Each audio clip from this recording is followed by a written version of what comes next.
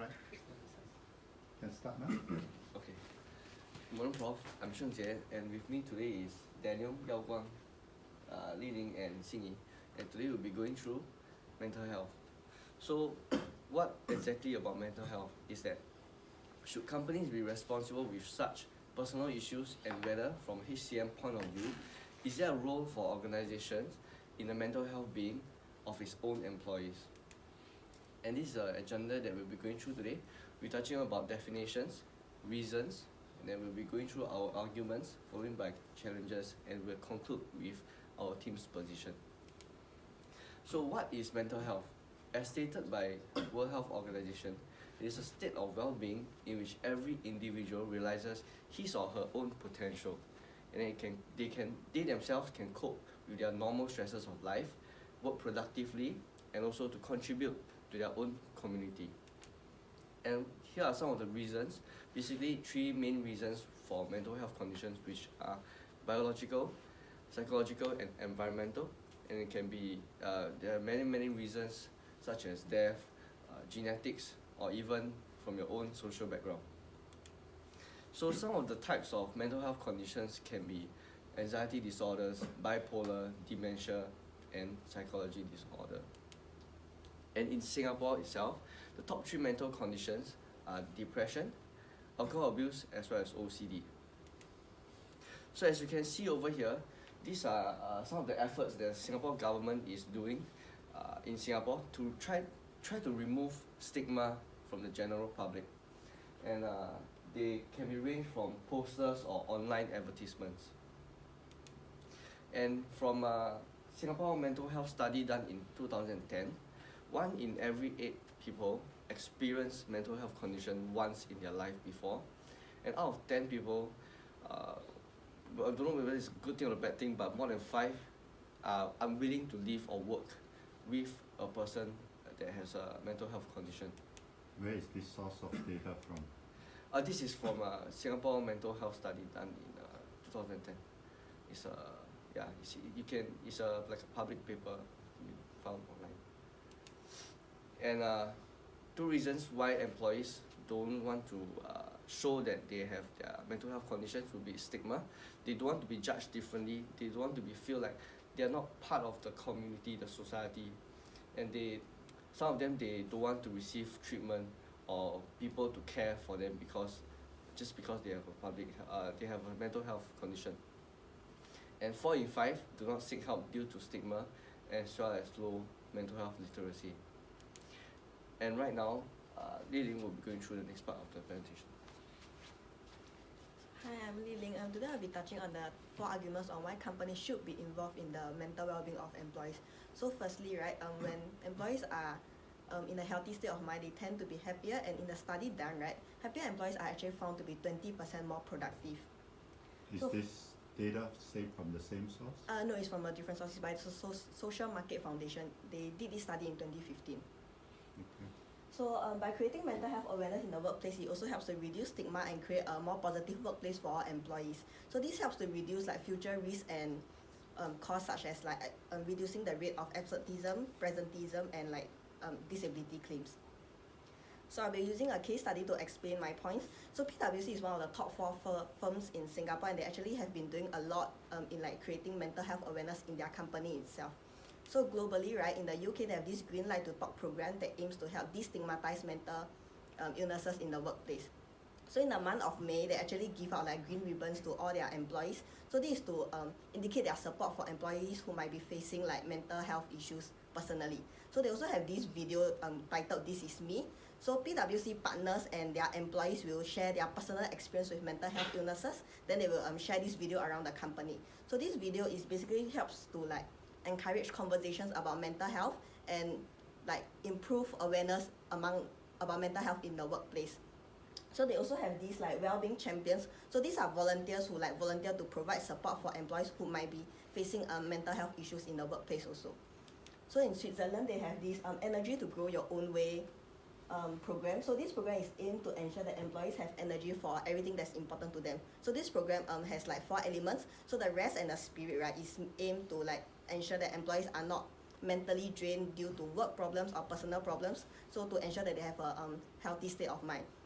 So for action and food is to ensure that they are getting enough exercise and have a healthy and balanced diet so that they are physically healthy. So the incorporation of these 4 elements, right, helps to ensure that employees in PwC have are both mentally and physically healthy.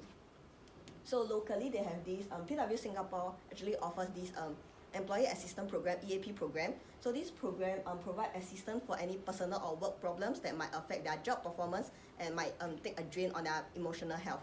So this program typically involves like confidential personal counseling and also mental health workshop for employees to attend. So even though like the local initiative might not seem as significant as the global initiative, right, it's important to note that PwC Singapore is still taking a step forward in providing support for employees who might need it. So by creating a culture that cares for the well-being of their employees, right, PwC actually found that they earn an average of $2.30 in benefits as compared to $1 that they spend. So these benefits are not necessarily monetary, and they often like take the form such as like improved productivity, reduced absenteeism rate, and reduced number of compensation claims. So secondly, there's also a growing trend of companies showing concern for their employees in terms of mental health. So 72% of employees in Singapore actually consider stress and mental health an issue affecting productivity, and 62% of organizations plan to implement mental wellness programs in the future. So the Center of Effective Living, where the EAP program was first initiated, right, they actually seen a 10 to 20% increase in the number of corporate clients over the past 3 years. So these statistics actually show that many companies are actually beginning to or already have plans to implement like strategies to help in like mental wellness of their employees. In your research, besides PwC, what other companies have actually implemented this so-called mental health well-being kind of program? Actually, Deloitte also, they mentioned about incorporating like strategies to help like mental well-being, but because we didn't do a in-depth research on Deloitte company itself, yeah. Okay. But the Big Four actually they have plans to incorporate mental health strategies also. So while mental health issues are typically seen as a personal issue of the employee, right, we feel that when mental health actually affects the work of an employee, it's no longer a personal issue because it involves the company also. So companies definitely have a position and a role to play in ensuring that the mental health of employees are being like well taken care of. So where do you draw the line? It's an interesting statement when you say when mental health well-being affects employees' quality of work, it's no longer a personal issue. So where do you draw the line between privacy, right, and the company need to know kind of thing? How do you reconcile this, right? I mean, the person may say, hey, this is a personal thing, you know, right? And who are you to say it can affect work? Yeah. Where do you draw the line? How do you I balance think it? I think for this is quite clear cut in the sense that if the employee's performance is clearly affecting, let's say, the department's sales or whatever that he's doing, right? I mean, there's document to prove that, let's say, the company is not doing so well in that particular area because of the employee's performance, then, and this employee has some mental health conditions that he did not declare or whatever, then I think in that sense it's very clear cut for the company to say that, hey, look, you have this issue, either you get it sorted out, or if you keep continuing to affect my business, I may have to do something to you. Yeah. And I think another clear indication might be if the employees are not able to meet the deadline set by their superior, or like during meetings you see them being like they can't concentrate, they are like in their own world like that. Yeah, so it's ultimately affecting their work performance. Okay. So in addition, when an organization actually cares about the well-being of the employees, right, they can use this as an EVP to like seem more attractive for potential employees, and might also help to retain current talent that might be facing like such issues also. Now passing on to YG. No problem. So actually our group actually identified a few potential challenges lah. So we categorize them under employers and employees. So for employees, firstly is there may be a lack of knowledge or resources to implement those policies. And usually this kind of challenge is faced by probably those private companies where they are more profit driven, so they may not have enough resources to actually do such initiatives. Secondly, actually it's not legally bound in many countries for employers to actually care about the employees' well-being. So from what we know, right, I think Wales, right, the country is the first country in the world to actually have an initiative under their statute saying that if people don't follow it, they may be criminally charged. So as such, there's a lot of countries in the world whereby they don't care, it's because of their government does not do anything to them. Okay, so next, mental health issues are seen by some employers as not being serious enough in the workplace, and therefore they don't require a lot of policies to cover them. And even though some companies actually do implement, right, they most of the time they don't follow through until the results are reaped. And lastly, for employers will be sometimes, like what you said earlier, it may be hard to determine when to interfere, as it may be a personal issue to the employees. So like I said earlier, it really depends on the performance of the employee. If the stats and the figures show that this guy is not performing well because of whatever reasons, and perhaps one of the reasons is because of his mental health issues, then the managers or the employers have to do something about it. And next, for employees' point of view, right, we identified two. Firstly is some of the times they are not forthcoming themselves, in the sense that it's either it can be during the hiring process or either on the job, whereby they don't come out as being as having mental health issues because they are afraid of stigmatizations.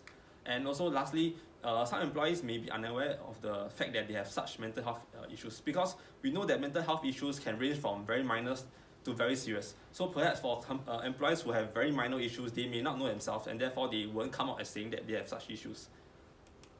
And so we identified, actually we have two examples to show this. Firstly is a more of a general study done by the Canadian Mental Health Association, whereby they actually reported that private companies are less likely to follow mental health initiatives. So we guess that this is probably due to what I said earlier about the cost issue. And next, even though when they actually roll out some policies for companies to follow, right, they mentioned in the study that it's not widely followed by these companies. And also, when they interview some employees and employers from different companies, right, some of the employees actually say that they felt their leaders do not actually follow through with all those mental health policies that they say they want to implement.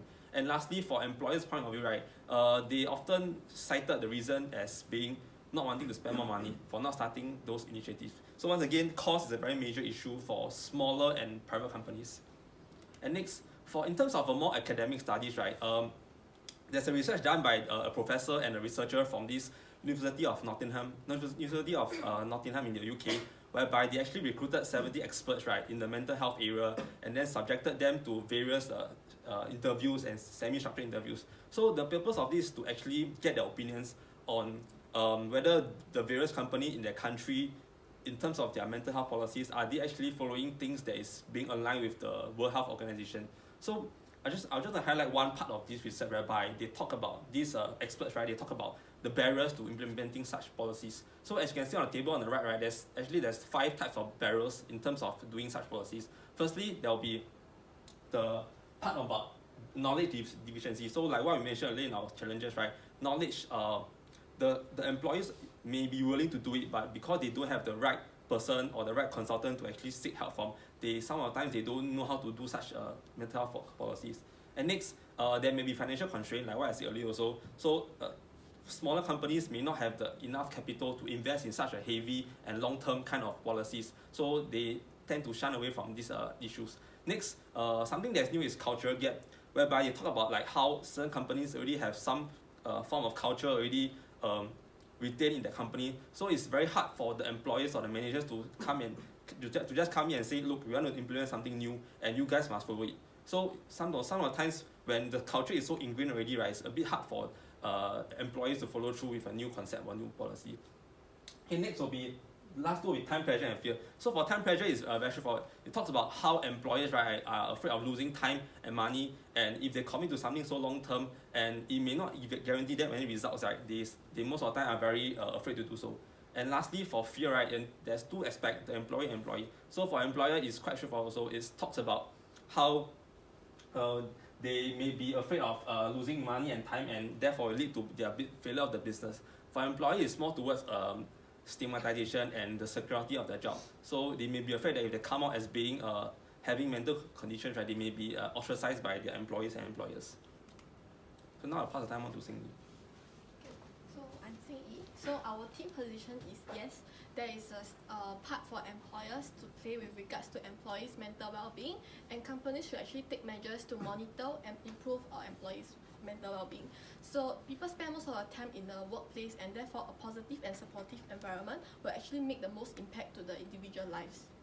So KFC is actually one of the companies that practice such inclusion in countries like Australia and China, whereby they actually come out with like initiative to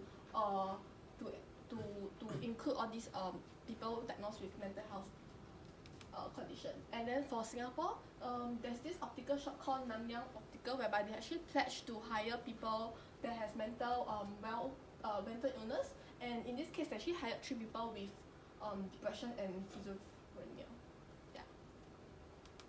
So some of the consequences for companies or employers who do not care for their employees will be firstly, this will actually lead to a loss of motivation and commitment to the employees, because and this will actually affect the attitude and behaviors at work.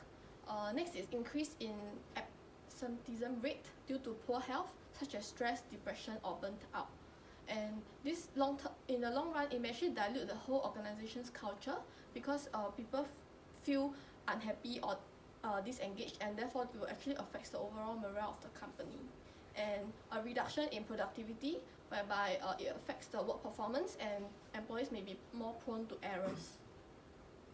So some of the impact for organizations if they choose to ignore, so it may actually result in a cycle whereby firstly it will affect the HR outcomes, such as the employees' attitudes and behavior at work, and therefore it will actually affect the organization outcomes, such as their productivity or efficiency at work, or even the image of the company.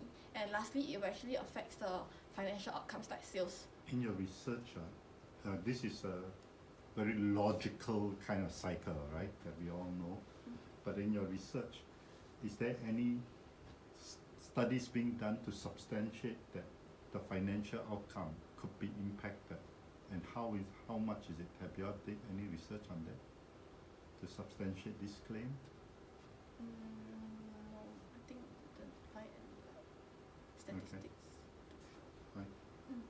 And then on the other hand, like if the company actually choose to care for the employees, this whole cycle will be changed, whereby it will actually be positive HR outcomes, then positive organizational outcomes, and people who are happy will actually work harder for a company, and then the financial outcomes will also be better for the company. And now I pass on the time to Daniel.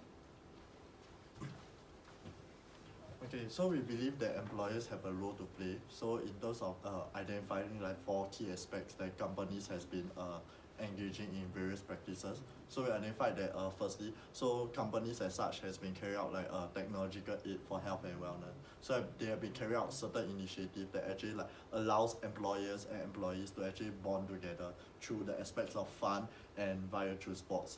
And through that, they actually make use of like technology such as virtual reality, which can help to promote the aspects of fun.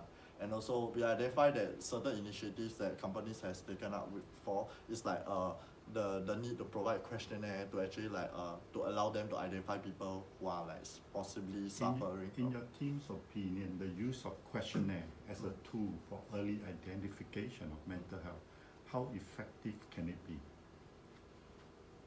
I think this one is really depends on the employees' like attitude. If they, like you said, if they are afraid of being stigmatized, they probably will not say that yes, I have issues and I would like to seek help. So it really depends on the employees' perception. That's why I asked the question. Otherwise, it's what you call exercise in futility, right? People will say, and nobody is going to write happily there, I am a schizo, or I have mental problem, right? So how effective it is? At least it's like a small platform or a channel whereby at least employees have a way to express their concerns. Okay. Then moving on, in terms of like we actually identified one of the interesting aspects is that certain companies have this position called health and safety manager. So the health and safety manager will work alongside with the HR such that he or she will actually look into the needs of like their employees in terms of like their health and wellness aspect. How many companies actually have this? Because health and safety officer currently by and large the context, they focus on workplace safety, right? Mental health is probably, that's why I wanted to know, is there any company who actually take care of it? I think for public company wise, for let's say for SPF, although we don't call it such a fanciful term now, we have our own department called the PPSD, so we talk about psychological issues. So employees who have any mental health issues, be it because of work or other personal issues, right, they can actually approach this department, right? So they have experts inside who knows about psychology and things like that. So they will actually spend time to counsel those officers who have such issues. So which area does this department falls under? Is it under HR or out of HR? It's usually, I think it's alongside the manpower for my side lah. Yeah, so it should be connected to the human resource department, if I'm not wrong. Yeah. Then next, we also identify that by introducing a supportive, encouraging culture is very important, because when employees knows that the company is really showing like support towards like employees' welfare and stuff, they will tend to be more vocal in terms of voicing out their opinions and in terms of any problems that they face. And also we believe that right, companies actually can take up initiative like linking up with external organizations by providing a platform for like referral treatment or even like basic needs such as counseling. And also we realize that one important aspect is that certain companies are actually engaged in like regular performance feedback session.